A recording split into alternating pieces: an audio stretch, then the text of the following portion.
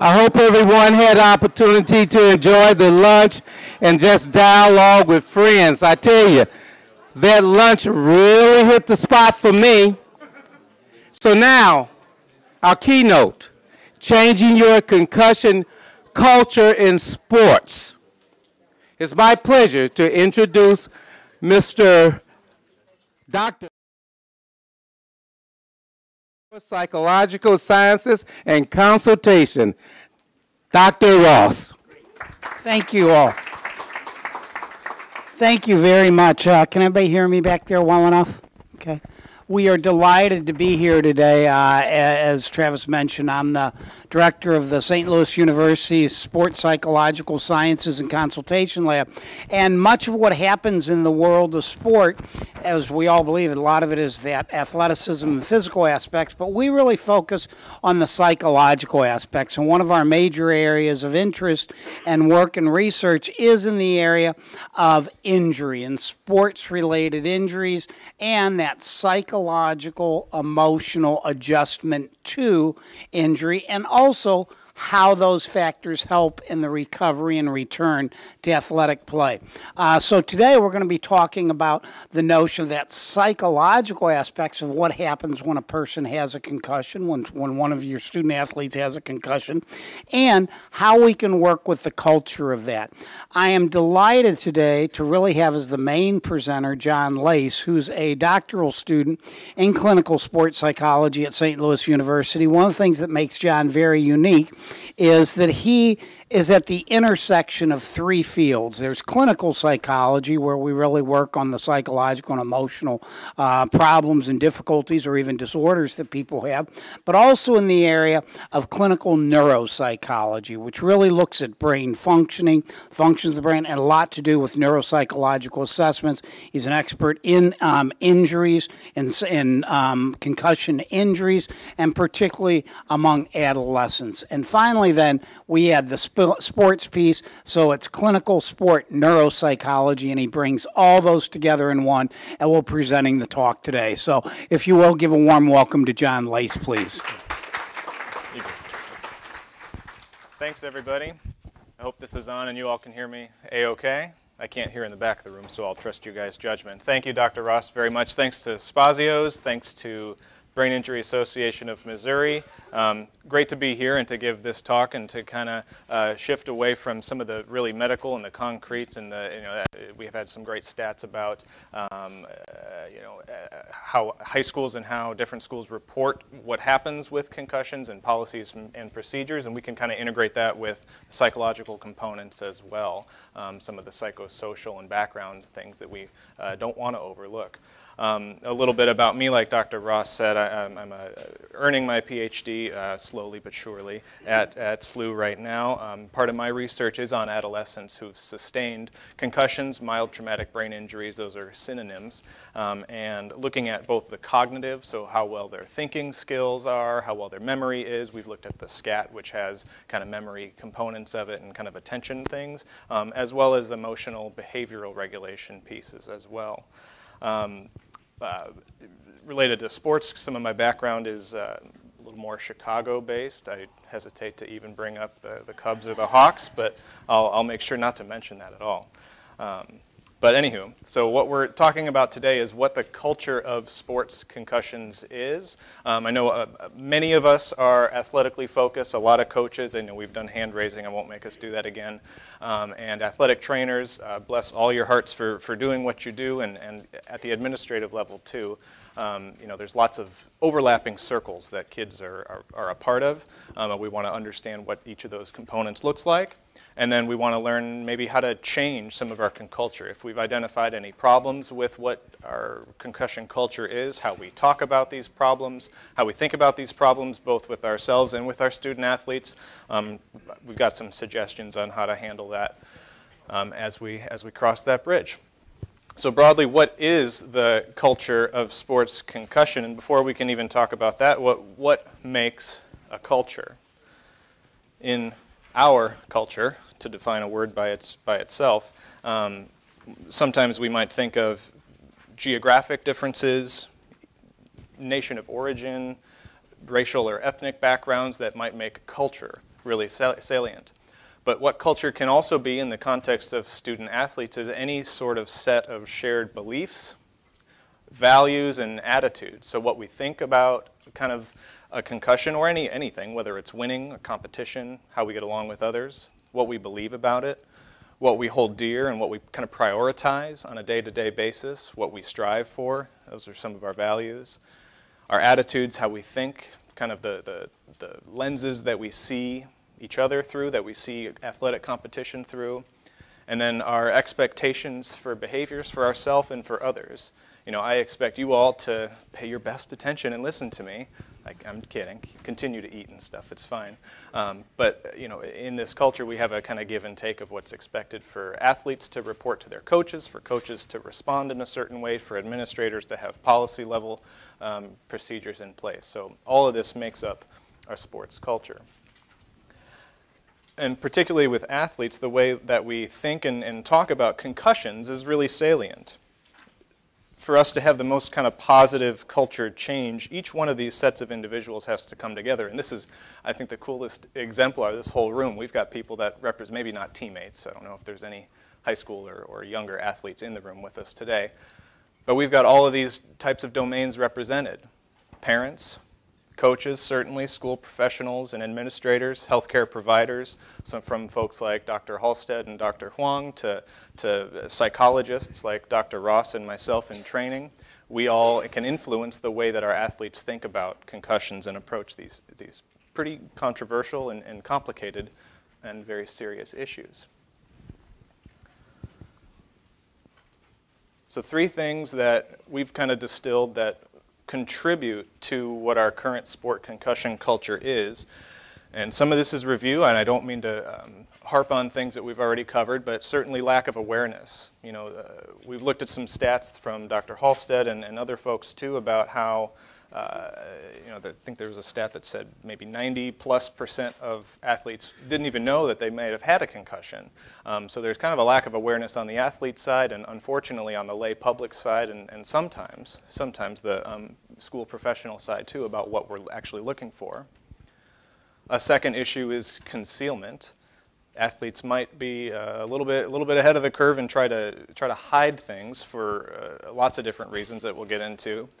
And then sports values. Values is a real big piece of culture and what makes us kind of think and act in a certain way and what we hold dear. Some of our values can be really, really positive and really, really beneficial.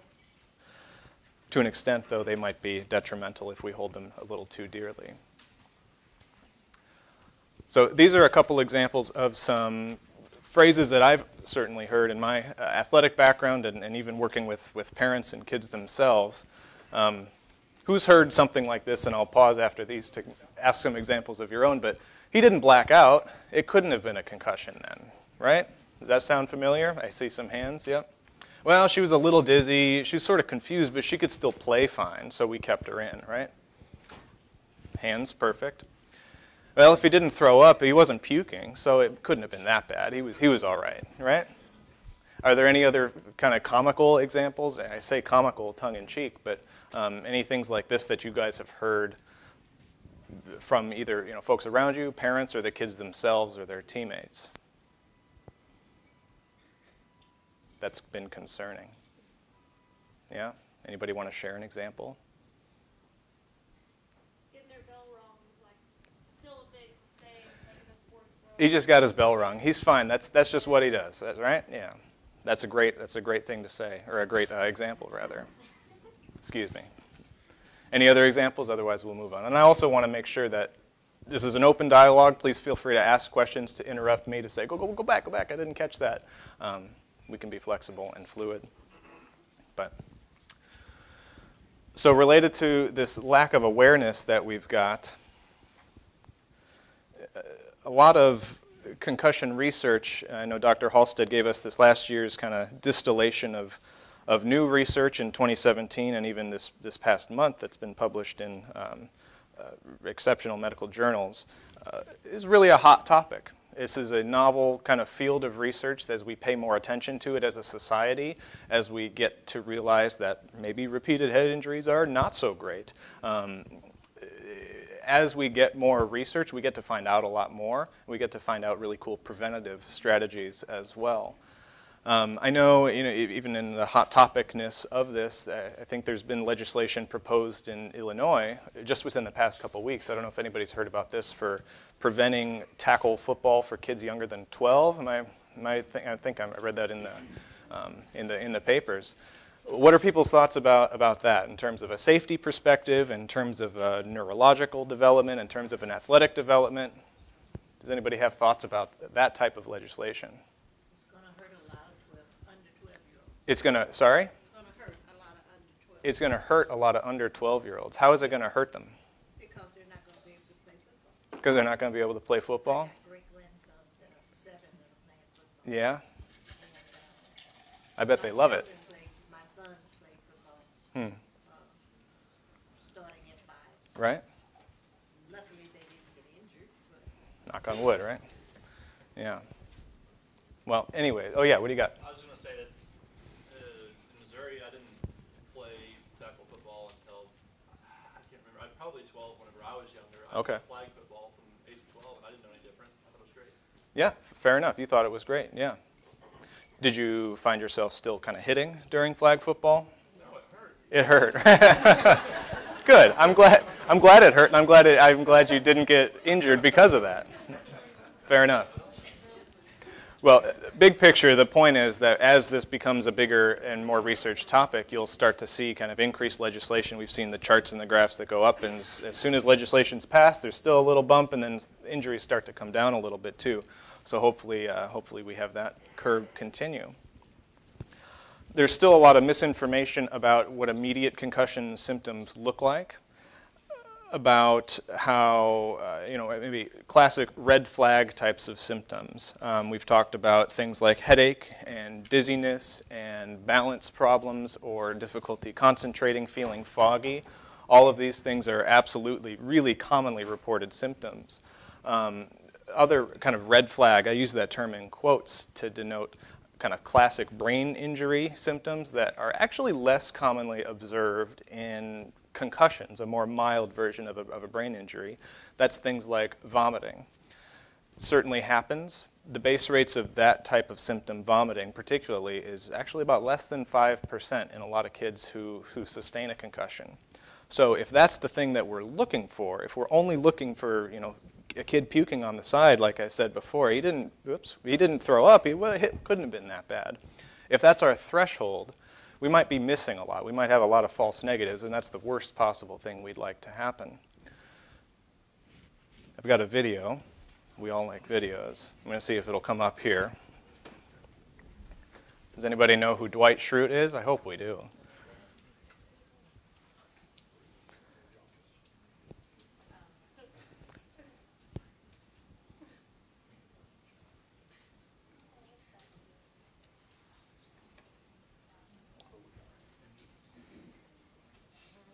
We'll try again.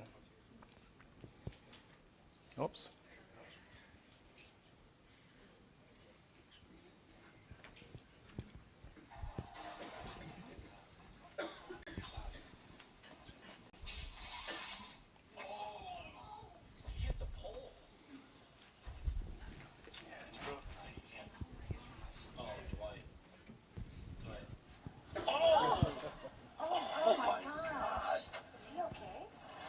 Still driving.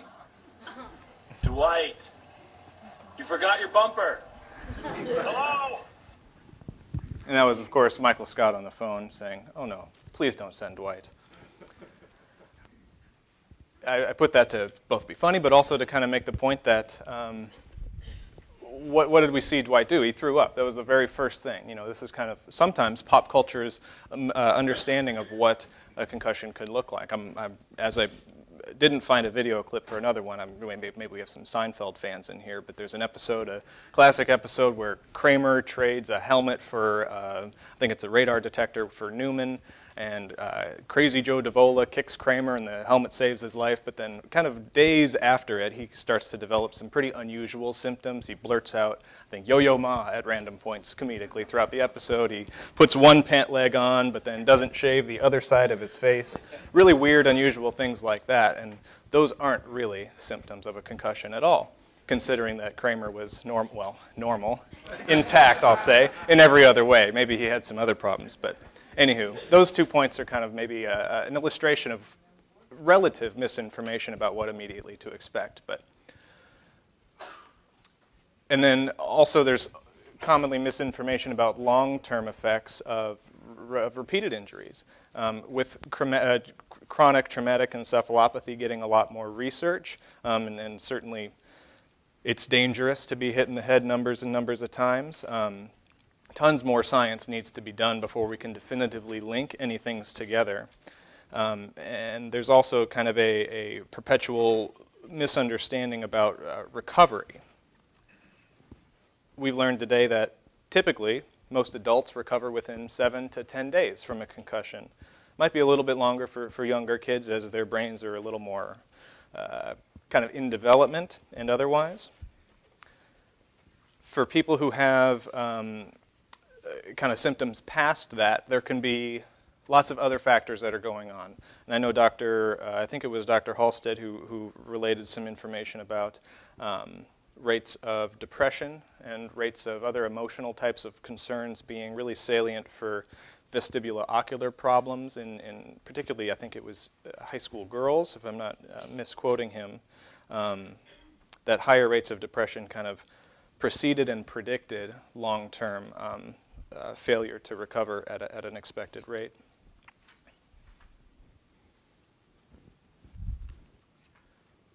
And related to that, tying in the emotional piece is sometimes the terms post-concussion syndrome or post-concussive syndrome and a concussion are conflated.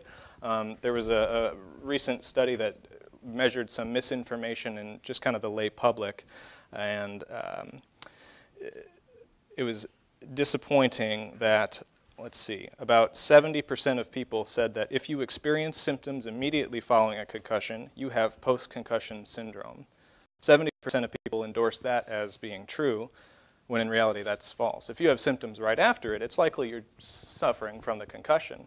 If you have symptoms for a really long time after that, greater than a month, and the Berlin Convention kind of put a hard number on that time frame, then there's likely a lot more things going on, and this can illustrate the different types of things, whether it's depression, whether it's anxiety, simply life stressors. Imagine you have a high-achieving kid who's taken 3 or 4 AP classes, and they get knocked in the head. They're missing a lot of school. They're down on themselves. Their grades start to drop. Their parents are putting a lot of pressure on them. Maybe they're in pain a lot. Maybe they're not sleeping. Boy, how much did we hear about sleep as being critically important? People, I think it was 35% of people who endorsed having a sleep problem, they recovered at like 4 months, versus people who didn't have a sleep problem recovered within less than a month. All these types of things are contextually related, but not directly, these symptoms are not always directly related to the injury and the mechanism of the concussion. And in psychology, we like to focus on everything combined. Not that other professions don't, by no means is that true, but we don't want to miss anything. We want to pay attention to the background that kids come from.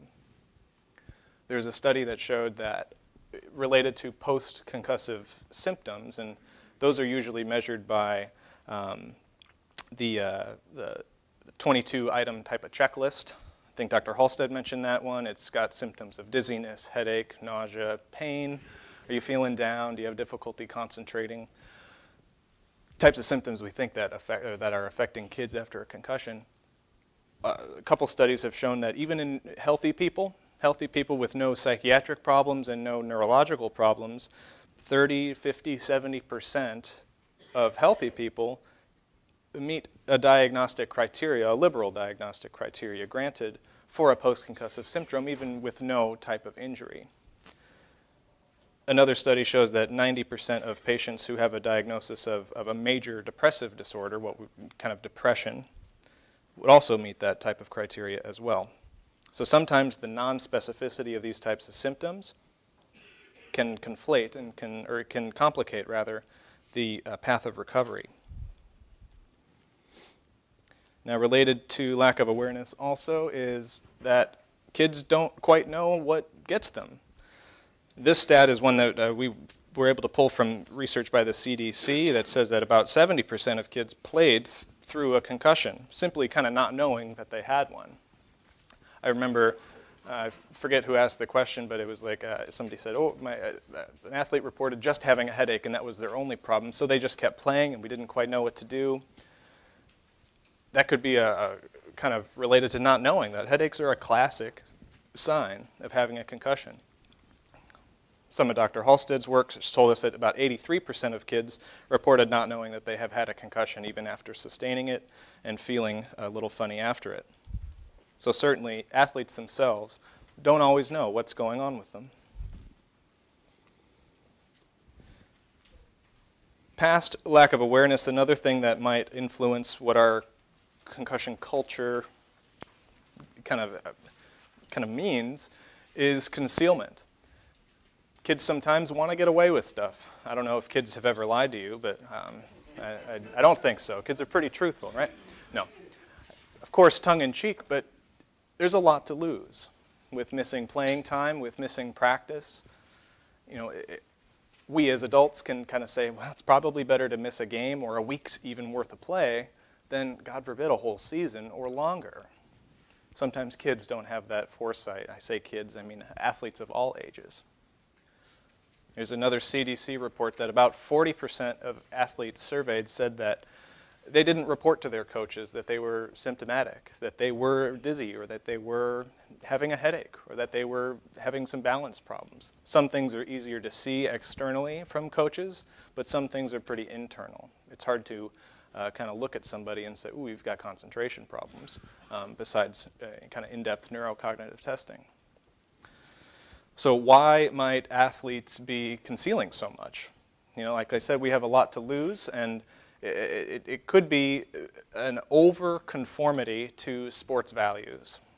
Athletes are strong and determined people, and they work really hard.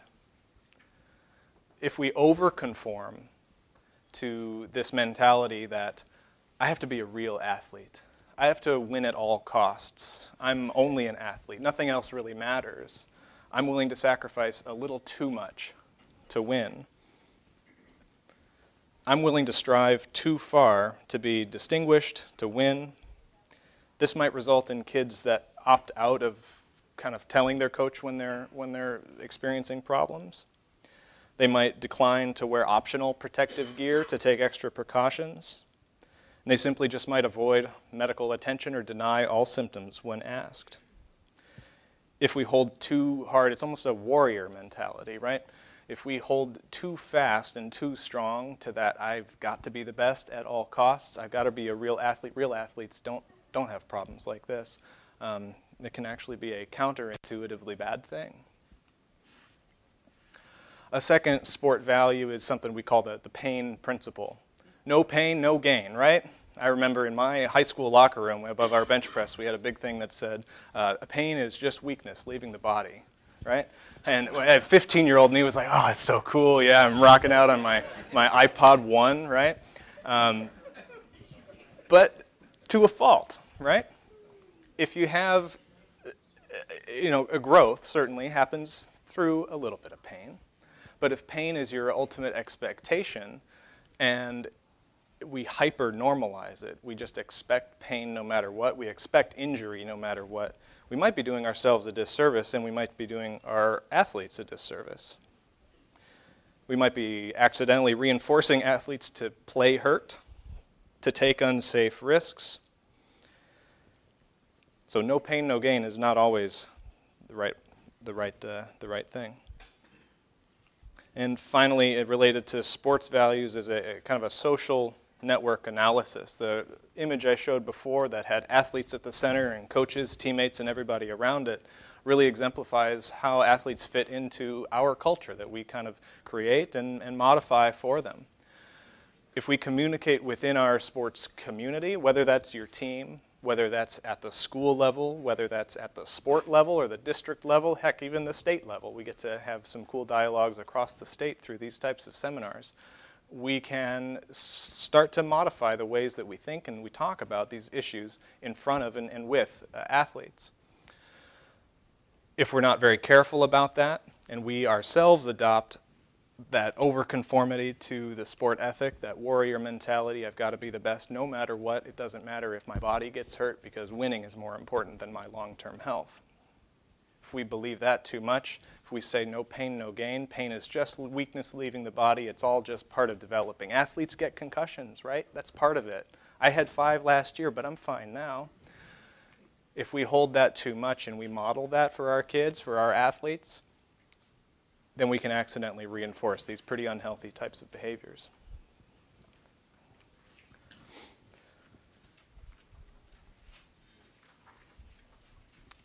I want to actually pause right here and just say, is any of this kind of making sense? Is this stuff that you've heard before? Is this stuff that you've heard athletes talk about in front of you or not in front of you in the locker rooms or behind your back on the bus? Is this stuff that's sounded familiar? Yeah. I'm a school nurse. Uh-huh. I find that the parents are like backing these athletes, like, you know, wanting to keep them in play for, I don't know, scholarship reasons, whatever. They just totally avoid the health room. You know, it's the sports director that's pulling them into his office. You know, saw them get knocked out on the field and, you know, asking me to pull them into the health room and ask So you're how they're doing, but the parents are, it's hard to get their help. Yeah. What have you found works best when communicating with parents about these types of injuries? It's really difficult because trying to educate them, they're like la la la la la, you know.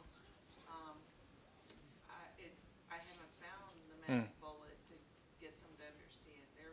They're hell bent on their student getting a scholarship. He's got to play. Maybe it's the parents that reinforce this. If he's fine. It doesn't matter if he gets hurt. He has to keep playing because he's got to go to Mizzou next year and get some money, right? Yeah. Yeah. Any other thoughts related to that? Well, let's learn how to change our culture then. If we've kind of identified some problems with it, let's figure out how we can change it. And it is a intentionally goofy but kind of kitschy acronym that we came up with in our team developing this presentation. But we want to encourage you to play hard. And each one of these stands for something else that I'll walk through. But playing hard does not mean playing unsafe, and it does not mean playing unsmart. So the first part of playing hard, of course, is P. We can all spell.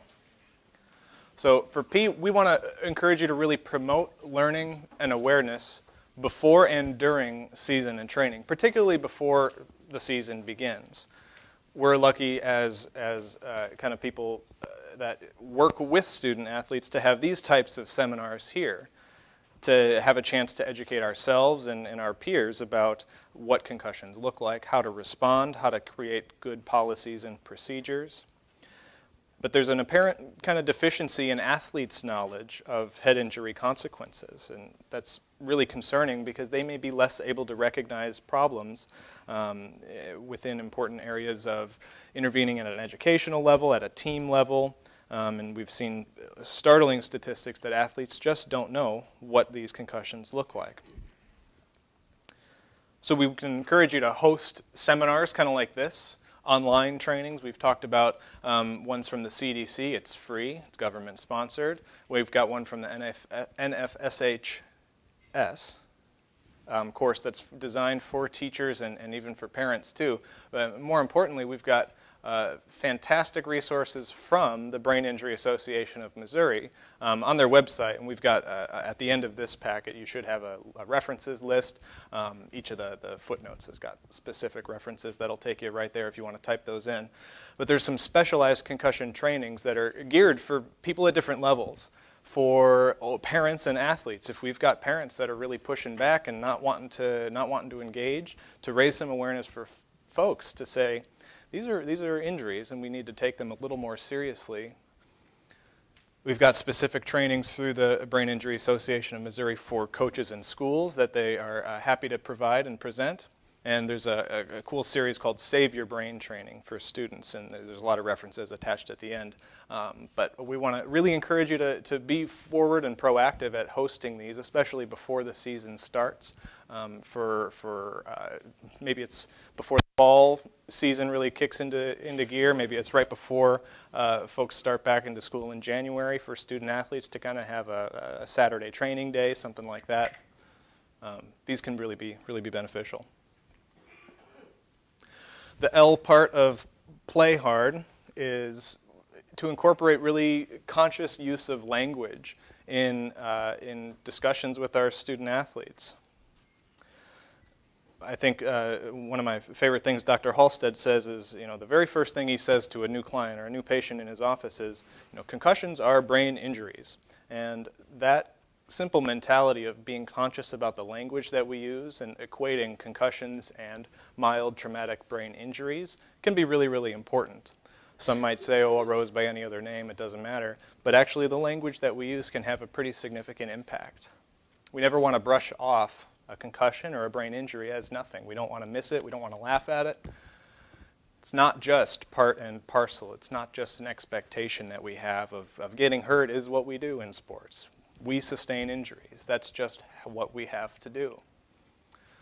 So being conscious that these injuries are both serious, but they're also treatable without losing hope, and recognizing that there's a pretty standardly researched and dedicated and documented recovery path, 7 to 28 days or so. It's a lot better than a broken leg, frankly, but being really conscious and forward about the use of our language with these kids and with these student athletes can be really, really important. I think it was your example of getting your bell rung, right? Imagine the difference of saying to a running back, right? Oh, you just got your bell rung, get up and get back in there, versus, I think you might have had a brain injury. I wonder how kids would respond to that simple change of language, right? The first A part of play hard, we've got 2 A's, is we want you to always be aware of these types of things. We've got tons of resources, and I've grabbed a few from out there on those tables with sheets of symptoms, what to expect, what to recognize, what to be looking for. If we're only looking for one symptom, well, every kid presents a little different. Every athlete has different presenting problems when they sustain an injury. So we want to make sure that you have a sheet, a reference, really handy at all times. If it's on your coach's clipboard, if it's hung up in your nurse's office, if it's kind of ready to go as an administrator, so that you can recognize these symptoms as they occur in play. The quicker that we respond to injuries, the better, and that starts with recognizing them. I know that the SCAT was something that we talked about for kind of testing neurocognitive and neurological intactness or impairment after injury. There was also one, I think, the concussion recognition tool, the CRT, that Dr. Halstead mentioned too. Those are excellent resources to keep on hand at all times for brief kind of checkups, if you will. The why part of play hard is really understanding that your attitude matters too. Athletes, student athletes look up to you as coaches, as trainers, as administrators. Kids don't exist in a bubble and they don't exist in a vacuum. They're very heavily influenced by everything that they see and everything that they hear, both from their peers and their parents, and from you. If we can promote positive messages to these athletes, saying that it's okay to report your injuries. It's okay to be transparent. It's okay to be injured, too. We'll take care of it. That can change the way that kids think about these, that student athletes think about these problems as well.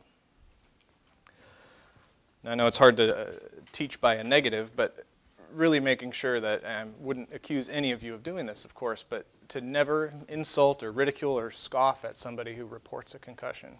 Even in the highest stake game that you can imagine, this is for the state championship, and a kid gets rung and he walks off the field. It's tempting to go, oh, fine, he's whatever, just rest, right? But even that message, that little interaction right there, can send so many implicit and unsaid messages about you didn't live up to your standard. You failed me as a coach. So we have to be really, really cautious when we approach injuries immediately. These last 4 points come from a psychotherapeutic approach to both interviewing people in a clinical way, but also providing treatment resources too. It's an acronym that we broke down. It's called OARS, O-A-R-S, OARS like you're rowing a boat. If we can talk to kids using these types of techniques, they're likely to respond a lot better. So O would be asking open-ended questions. You know, we can all identify an open-ended question versus a closed-ended question. Did you get hurt versus how do you feel today? What's been going on lately? What was that like for you? How are you feeling? Those can provide a lot more kind of expanse for kids to respond to. They don't buckle them into a corner. They don't say, yes, I'm not hurt, that's fine. It allows them to kind of express what's on their mind. We can be conscious to affirm them, to make them feel heard. You know, the last thing that I would want as a teenager to go to my parents or to go to a school staff and to not feel heard, to feel discounted or rejected. So offering simple affirmations like, you're doing well, you're doing great, thank you for telling me that. I see that you're working hard at this. To offer some positive reinforcement, some positive reflection is a really great way to get kids to buy into what we do. These last two are more about, again, still expressing what we've heard and making kids feel that they're listened to by offering reflective statements, by kind of actively listening in a way. So if they tell you, oh, you know, I've been having trouble paying attention in school, I've failed 3 homework assignments and I've got a quiz coming up, I can't study for it all. If we can reflect back and say, you know, I hear you're really struggling in school lately. I hear this has been a really, really tough challenge for you. Offering those types of reflections are really positive and can encourage kids to continue to talk to you as we strive for transparency. And summarizing what they've said as well. These 4 tools are ones that we can always keep in your back pocket. And they work both in a communication standpoint, in a therapeutic standpoint, in a consultation standpoint, and in coaching too. So those are 4 things that we can kind of keep in mind as we realize that our attitude makes a big difference.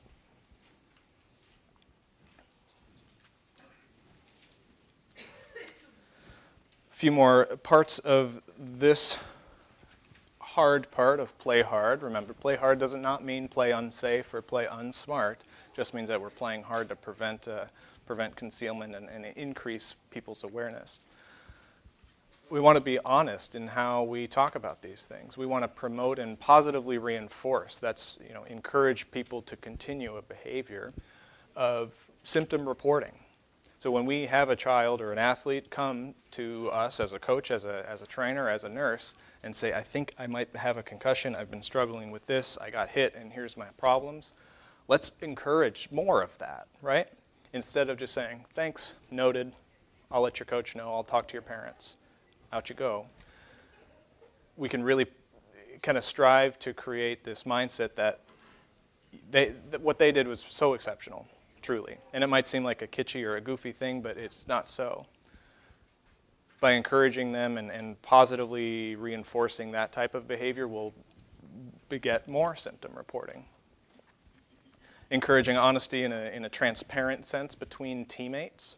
Teammates are part of that kind of 6-point bubble that athletes exist in as a culture, and also between coaches too. We want to discuss these things open and honestly. I hope that you take everything you've learned from this morning and through the rest of our time this afternoon back with you, and maybe you can distill some of what you've learned today to your students too, to your student athletes. The second A, is being actively preventative, but also providing active care for injured student athletes. We can encourage lots of healthy behaviors that are going to be excellently preventative, but also excellently proper in terms of recovery. What we learned about sleep, right? Sleep is crazily important, and I'm a guilty one that I don't sleep great. I'm willing to bet many of you don't as well. Healthy sleep habits are really important. Physical and rehabilitation treatment approaches as a multidisciplinary team is exceptional. It's second to none. Dr. Ross and myself, we provide psychological services to healthy and injured athletes in conjunction with medical doctors, physical therapists, even athletic trainers too, to keep everybody on the same page, to make sure everybody in the care team is communicating, to make sure everybody has the same goals, outcome measurements in mind. Absolutely the best possible approach. And I'm particularly fond of the psychologically geared interventions too, particularly before a season starts. So kind of thinking or rather prevention. Before a season starts, before injuries come on, we're able to provide, as both psychologists, but also as coaches and trainers and nurses, psychological skills. How to kind of wrestle with thoughts and feelings that come up. How to challenge negative thoughts and emotions, how to cope with feeling down, with feeling bummed, with missing practice because of this or that. How do we manage those emotions, those feelings on an internal level? Pardon me. There's a great deal of research that talks about mindfulness, and maybe you've heard this as kind of a buzzword too, in the same sense that concussion is a hot new topic. Mindfulness is a really great kind of burgeoning field in psychological research and other research too. Does anybody know kind of what mindfulness means? Who knows what mindfulness? Who's ever heard of being mindful? Yeah? Oh, okay, good. Does anybody have a kind of a good definition or kind of an understanding of what mindfulness is? Being present, right? Is it more than that, or is it just kind of accepting where we are right now and being here? It just boils down to, Yeah. Being where you are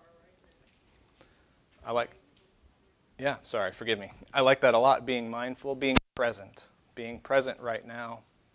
We get caught up about thinking about the future, about thinking about the past.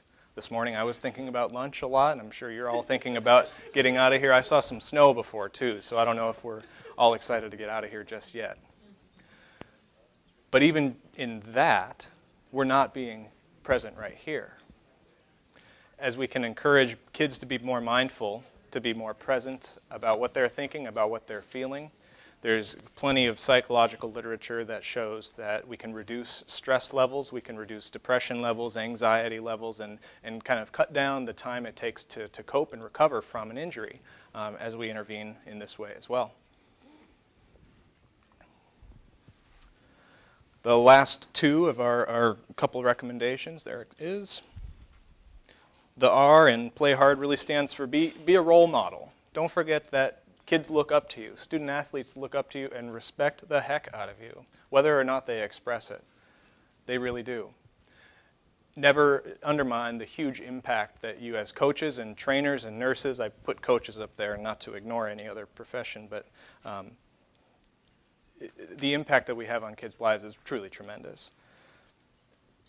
If we're able to be cognizant and be conscious of what we say, how we say it, what we do, kids are watching, even if they're not always talking, we're able to kind of have a better impact on what the outcomes are. With that comes expecting safe play, modeling safe play as adults, and reinforcing safe play, making it happen again, positively encouraging people to keep doing that. Encourage safety, in terms of helmet wearing and other safety gear all the time. Encourage people to hit safely, encourage people to take care of themselves safely, and also do it yourself. Never demonstrate something that's going to be harmful. because the role that you can play in shaping attitudes in shaping student athletes' lives and attitudes is second to none. And finally is developing and more so adhering to appropriate policies and procedures in responding to concussions. Some of you are school administrators and perhaps even higher, and having everybody on the same page in terms of what do we do, when do we do it, and how do we follow up with these problems is exceptional and is what's going to be the best going forward. There's if you guys know Miami-Dade County, they're in Florida, and they have a Miami concussion model that focuses on educating both students, parents, and everybody else involved before the season starts through seminars kind of like this one and others, by executing the model during the season with repeated testing, with adhering to policies, with adhering to removal from play time, and then evaluating kids as they get injured, but also evaluating how well kids kind of report increased knowledge afterwards is truly tremendous. So the most important thing, or one of the more important things rather, is to be mindful and adhere to these types of policies. I was encouraged to see, I think Dr. Barton showed one of the increases in over time at these meetings has been increased administration meetings and increased emergency action plan regarding readiness. And I think that's really, really good. That shows that you all are taking this seriously, are taking steps to meet with each other and meet with your colleagues and peers to determine best practices. And we want to keep that going. All in all, this is the kind of the same image that we saw before. Student athletes kind of exist at these crossing points between their parents, for better or worse, for coaches and better and worse, professionals, providers, and teammates.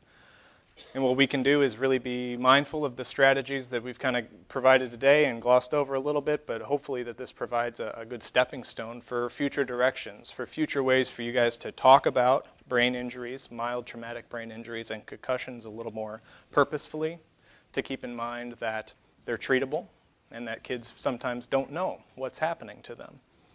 With all these things in mind, we can hopefully change our concussion culture for the better, and there's our references. I think I'm all set. I want to open this time up, though, with any questions at all that we have about what we do, about this talk, about ideas that you guys might even have for being the boots on the ground. What do you think that you can take from these suggestions and apply to your own situation, whatever it might be? Yeah? I just wanted to ask if we could get these awareness all-raise emojis. Of course. Sure. Yeah, we can make sure that we make those available. We'll talk with Maureen about that and making sure that we have those and send those out to everybody, okay? Because those are great to have in the locker rooms, to have all over the place so that people can see what they are. Yes, the question is, how do we get those emojis out to all of you about the signs of concussion? Okay, you want to go that one. Those particular ones, we actually have those, and so you can actually print those out. Okay? We will send that. We'll talk to Maureen and make sure that those are available. The one thing I did want to say before, as we get started, first of all, I want to thank John for just an outstanding job of putting that together.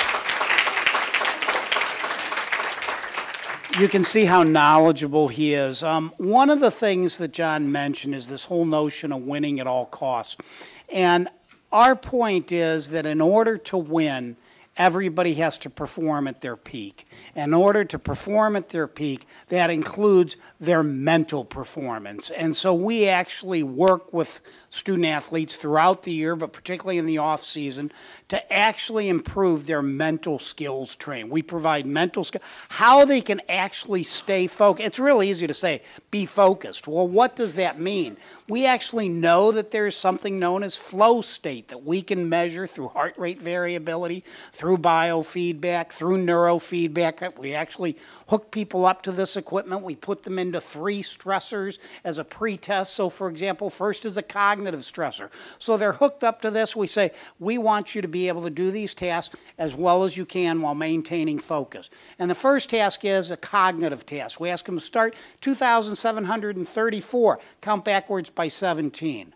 Oh, it's miserable to do that, but how can you maintain a flow state and your heart rate variable? The next one then is a physical stressor. We use the cold pressor test where we put their arm in a bucket of ice water, okay, with ice in it, and then we ask them to maintain focus, measured on their heart rate variability. And then the last one is a sport-specific stressor where we take something from their sport which really has bothered them, a failure, something that they didn't achieve their goal, what is it? And then we work with them, provide mental skills training where they are able to maintain their heart rate variability, their mental state of flow. And we have these measures, biological measures of flow, so that they can do that. Well, the same thing happens when a person has a concussion. How can we get you back to that peak performance of mental functioning where you are able to concentrate as you were able to do previously? It is all part of the process of your peak performance, the same way that somebody may have whatever setback it may be. It can be something as common as the flu. That's going to drain your energy. It's going to zap you. It's like, well, how can we get you back? There has to be some physiological healing, but it's also that mental aspect of peak performance. It's getting athletes to focus on the performing piece. That's what's going to lead you to winning, okay? So again, that's what our main focus, when John talks about this whole notion of mental skills training and that part. Quite honestly, mental skills training is one of the best things we can do when an athlete is injured because it still keeps them involved in their sports.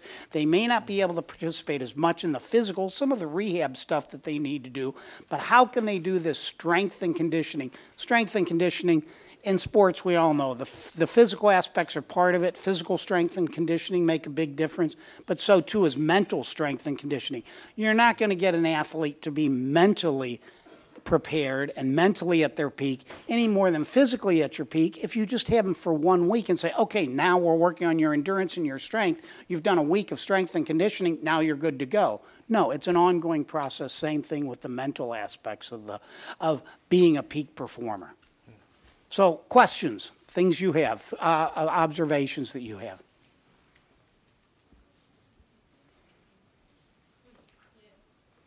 Again, it is creating that culture where we're all working together as a team to really provide the best for these student athletes. They want to be their best. The parents want to be. Your coaches want to bring out the best in them. How can we best do that in the face of some of these setbacks, such as concussions or other kinds of injuries? Okay, if there's no other questions, I think that's going to do it for us. Thank you all very much. Let's give Mr. Lace and Dr. Ross another thunderous round of applause for their information.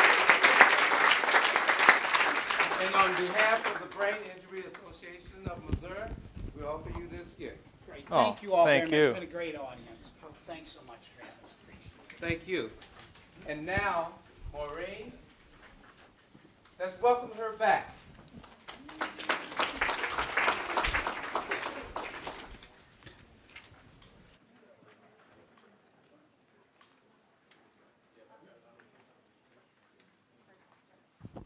Thank you very much. So now it is time to turn in, before we start the break, let's turn in our name badge raffles and our the yellow sheets of your bingo. On your yellow sheet, please make sure that your circles are very legible.